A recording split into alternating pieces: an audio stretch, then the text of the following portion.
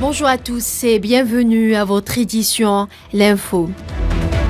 Le ministre des Affaires étrangères de la République arabe d'Égypte, Samah Choukri, a reçu l'ambassadeur d'Algérie au Caire et délégué permanent auprès de la Ligue des États arabes, Abdelhamid Chebira, qui lui a remis une lettre manuscrite adressée au président égyptien Abdel Fattah al-Sisi de la part du président algérien Abdelmajid Tebboune.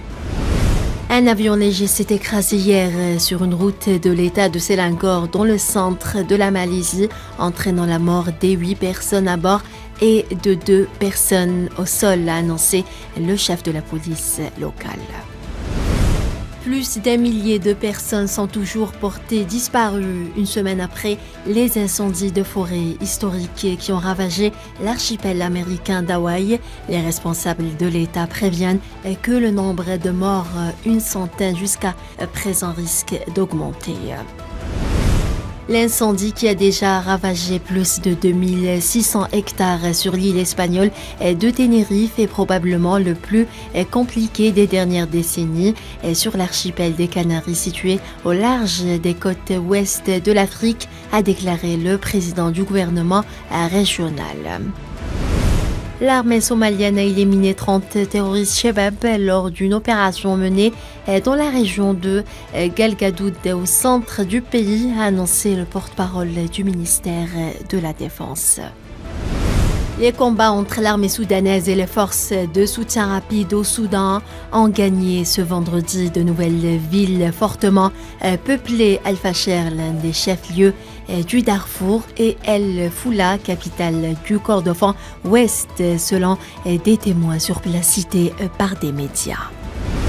Un drone ukrainien a tenté d'attaquer des installations à Moscou, abattu par la défense aérienne russe. C'est ce qu'a déclaré ce vendredi à la presse le ministère russe de la Défense.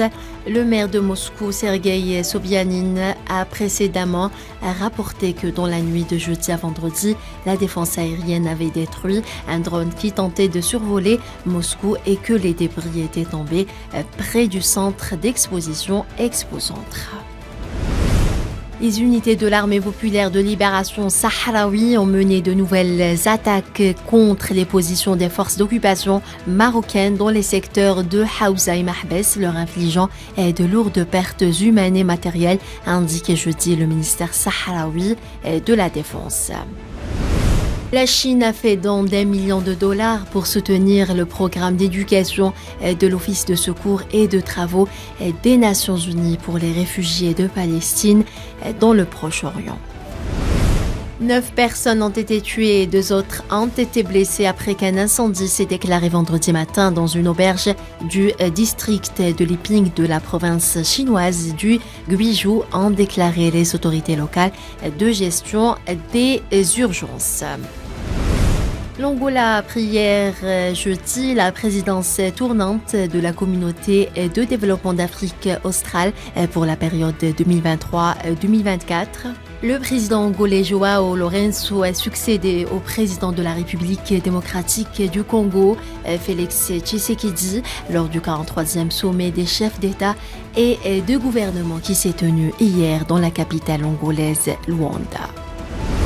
La police du comté de Géorgie, où Donald Trump a été inculpé pour tentative de manipulation de l'élection de 2020, a annoncé hier enquêter sur des menaces visant les membres du grand jury qui a validé les poursuites contre l'ex-président américain. Voilà, c'est la fin de ce flash. Merci de l'avoir suivi.